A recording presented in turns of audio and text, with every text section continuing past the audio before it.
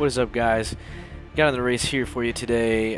This race is going to be race 2 from the track day we had out at Trackhouse Motorplex up in Mooresville, North Carolina. This race is going to be Brian, aka ResidentR's POV from that race. We obviously didn't race the normal track layout because of extreme weather, and we ran this layout here. At this point in the day, the heavy rain had stopped. It was mostly down to a drizzle, but the track was still very wet, so we were starting to run some quicker times. But other than that, if you guys have any advice for racing or for the videos, anything you'd like to see in upcoming videos, please let me know, and I'll do my best to get on it. Other than that, thank you guys, and have a good one.